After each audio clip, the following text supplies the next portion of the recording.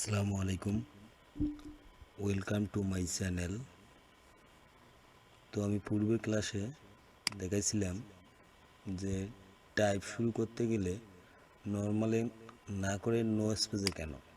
কারণ নর্মালে যদি আমরা কোনো কিছু টাইপ করি,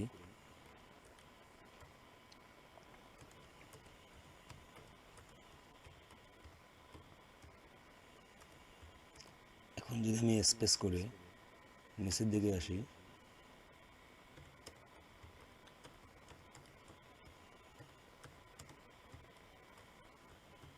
তাহলে মোটামুটি একটা স্পেসের দূরত্ব তৈরি হয়।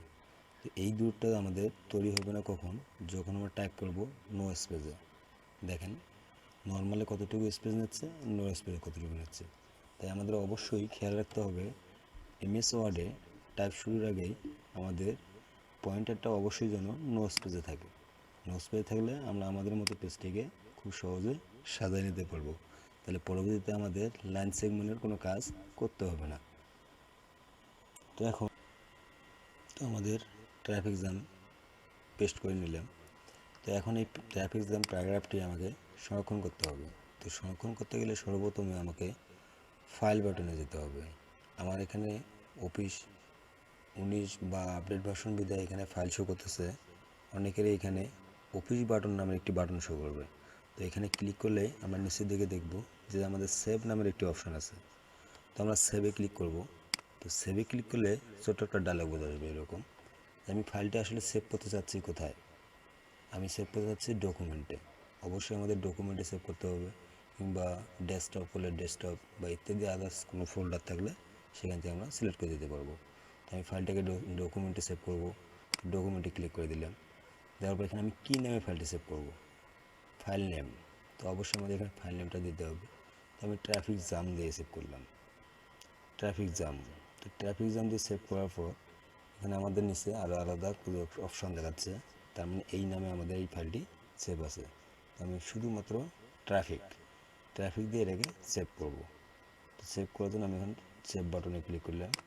তাহলে খুব সহজে আমাদের পেজটা ট্রাফিক নামে সেভ হলো। আমি পূর্বের ক্লাসে বলছিলাম যে ব্ল্যাঙ্ক ডকুমেন্টে যাই আমরা টাইপ করবো কিনা বা সেভ করার পর অবশ্যই সেটা আমাদের টাইটেল বারে শো করবে। খুব সুন্দরভাবে আমাদের টাইটেল বারে ট্রাফিক নামে যে ফোল্ডারটা আমরা ক্রিয়েট করলাম সেই ফোল্ডারটা এখানে শো করছে। তো এখন নতুন করে আমি এখানে স্ল্যাশ চিহ্ন ব্যবহার করলাম। ব্যবহার করার পরে আমি আবার কিছু লাইন লিখলাম। তো আমাদের অবশ্যই বাকি অংশটুকু সেভ হয় নাই। তো এই বাকি অংশটুকু আমাদের সেভ করতে হলে তো আমাদের পুনরায় আবারও সেভ বাটনে যেতে হবে। এখানে আমরা সেভে ক্লিক করব। তো সেভে ক্লিক করলে পূর্বে যেরকম করে আমাদের ডায়লগ বক্স আসছিল সেরকম করে ডায়লগ বক্স আসলো না। তার মানে আমরা অলরেডি একটা ফোল্ডার ক্রিয়েট করে রাখছি। যতবার খুশি অতবার আমরা টাইপ করতে পারবো আর বারবার এটাকে সেভ করে রাখতে পারবো। কীভাবে? জাস্ট পেস্ট টাইপ করলেন আর কন্ট্রোল এস করবো, তার মধ্যে খুব সুন্দরভাবে সেভ হবে। যার কিবোর্ড কমান্ড হচ্ছে কন্ট্রোল এস। এখন এখানে যদি প্রশ্ন আসে যে সেভ কেন করা হয়, ডকুমেন্টকে সংরক্ষণ করার জন্য বা সুরক্ষিত রাখার জন্য বা সুরক্ষা করার জন্য আমাদের সেভ করা হয়। তো সেভের কিবোর্ড কমান্ড কি? সেভের কিবোর্ড কমান্ড হচ্ছে কন্ট্রোল এস। আমরা কিবোর্ড থেকে কন্ট্রোল এস প্রেস করলেই আমরা খুব সুন্দরভাবে পেজটিকে সেভ করতে পারবো। যাই হোক, এখন আমাদের কোনো সময় পেজটা লিখতে লিখতে শেষ হয়ে যাবে। তো শেষ হয়ে গেলে আমাদের নতুন করে একটা পেজের প্রয়োজন আছে। তো নতুন করে পেজ নিতে গেলে আমাদের ফাইল বাটনে যেতে হবে। ফাইল থেকে আসার পর আমাদের নিউ অপশানে যেতে হবে। তো নিউ অপশানে ক্লিক করলে আমাদের প্রথমের দিকে যেরকম ছিল ব্ল্যাঙ্ক ডকুমেন্ট, সেরকম আমাদের একটা ব্ল্যাঙ্ক ডকুমেন্ট শো করবে। তো ব্ল্যাঙ্ক ডকুমেন্টে আমি ক্লিক করার পর আমাদের পুনরায় আবার নতুন করে একটা পেজ দিল। তো এখানেও আমি কিছু টাইপ করব।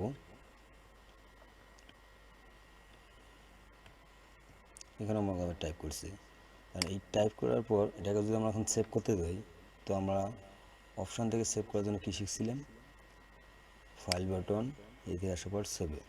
তো এখানেও আমরা সেভ করব। দেখো আমাদের একটা সেম ডায়লগ বক্স আসলো। তো এই ডায়লগ বক্সটা যদি আমরা কিবোর্ড দিয়ে নিতে চাই তাহলে খুব সহজে কন্ট্রোল এস চাপ দেব। কন্ট্রোল এস, তাহলে আমাদের এই ডায়লগ বক্সটা পুনরায় চলে আসলো। এখান থেকে আমরা ডকুমেন্ট সিলেক্ট করব।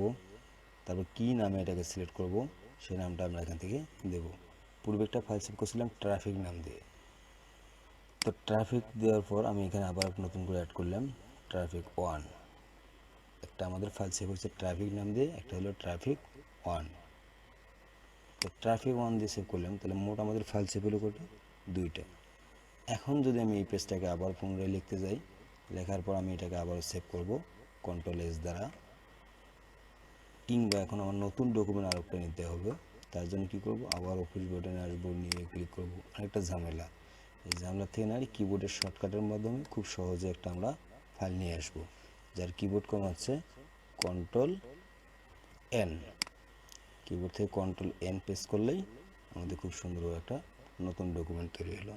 অলরেডি দেখেন এখানে ডকুমেন্ট 3, প্রথম একটা ডকুমেন্ট আছে ট্রাফিক নাম দিয়ে, দ্বিতীয় ডকুমেন্ট হচ্ছে ট্রাফিক 1 দিয়ে, এবং তৃতীয় ডকুমেন্ট হচ্ছে ডকুমেন্ট 3। তো এখানেও আমরা কিছু টাইপ করে নিই। তো টাইপ করার পর এটাকে আমরা এখন সেভ করব। সেভ করার জন্য আমরা কিবোর্ডে কোন ওয়ার্ড শিখছি, Ctrl+S, কিংবা এখান থেকে আসার পর সেভ ডকুমেন্ট। কি নামে এটাকে আমরা সেভ করব, ট্রাফিক 1, এবার দিলাম আমি ট্রাফিক 2।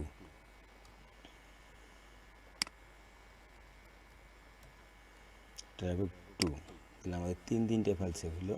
একটা ছিল ট্রাফিক নাম দিয়ে, একটা ট্রাফিক 1, একটা হচ্ছে ট্রাফিক 2। এখন কিছুক্ষণের জন্য মনে করো যে ট্রাফিক নামে যে ফাইলটা সেভ করে রাখছিলাম, এটা গত 1 মাস আগে বা 6 মাস আগে আমি এটাকে সেভ করে রাখছি।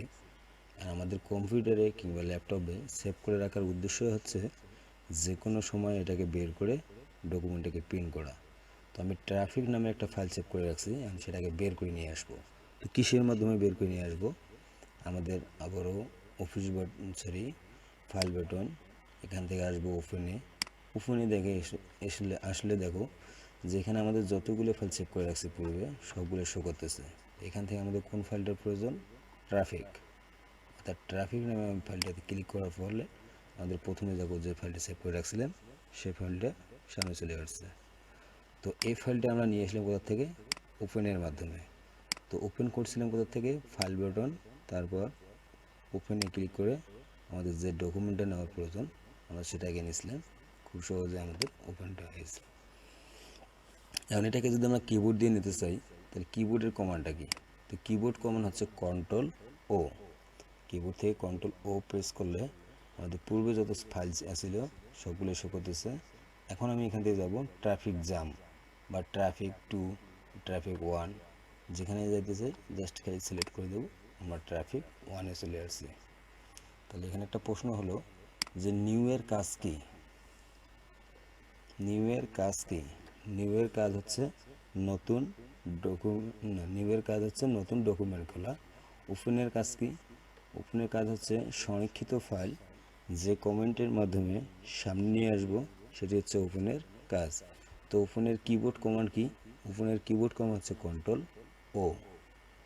ওপেনের কিবোর্ড কমান্ড হচ্ছে Ctrl+O। এখন আমরা শিখলাম কি, নিউ, ওপেন, সেভ। এখন হচ্ছে আমাদের সেভ অ্যাজ। তো সেভ অ্যাজটা মূলত হচ্ছে যে আমরা ট্রাফিক জ্যাম 1 নামে একটা ফোল্ডার ক্রিয়েট করে রাখছি। এই ফোল্ডারকে চেঞ্জ করে বা এই একটা ফাইল একাধিকবার সেভ করতে গেলে আমাদের সেভ অ্যাজের প্রয়োজন। আমি এই ফাইলটা সেভ করছি, উদাহরণস্বরূপ বলতেছি যে ট্রাফিক 1 দিয়ে, বা আমি এটাকে আলাদা একটা নামে বা আলাদা একটা ফোল্ডারে আমি এটাকে সেভ করে রাখবো। যেন আমি আমার নাম দিয়ে সেভ করে রাখবো।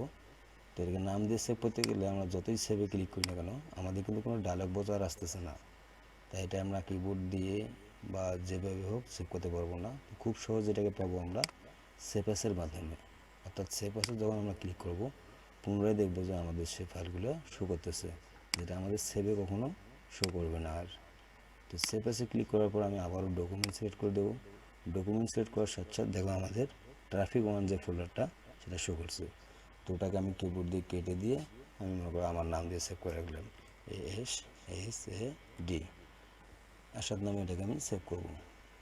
সেভ বাটনে ক্লিক করলে দেখেন আমাদের নামটা ট্রাফিক 1 পরিবর্তন হয়ে আসাদ নামে সেভ হয়ে গেছে। তার মানে এখানে প্রশ্নটা কী হলো, যারা বেসিক লেভেলের স্টুডেন্ট তাদের কিন্তু এই প্রশ্নগুলো অবশ্যই সম্মুখীন হতে হবে। আমি যার কারণে বারবার বলতেছি, তবে অবশ্যই প্রশিক্ষণের পাশাপাশি আমাদের প্রশ্নগুলো মাথায় রাখবো। যেমন যদি কখনো প্রশ্নতে আসে যে সেপ ও সেপেসের মধ্যে পার্থক্য কী, তো পার্থক্যটা বলতে হলে আমরা যেহেতু 1 মার্কের অ্যান্সার পাবো, প্রশ্নটা বেশি বড় করব না, অনেক সংক্ষেপে দেওয়ার চেষ্টা করব।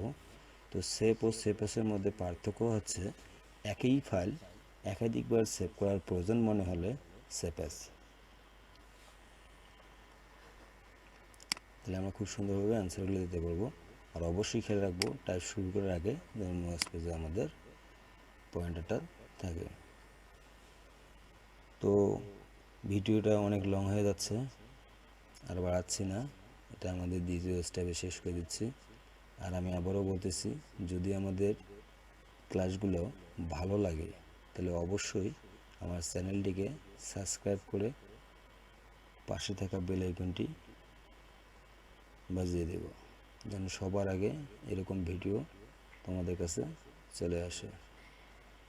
আর পাশাপাশি আমার চ্যানেলটিকে অবশ্যই শেয়ার করে দেবা, যেন তোমাদের মতো আরও অনেক নতুন ভাই বোনেরা আছে, তারা যেন দেখার সুযোগ পায়। সবাইকে ধন্যবাদ। আসসালামু আলাইকুম।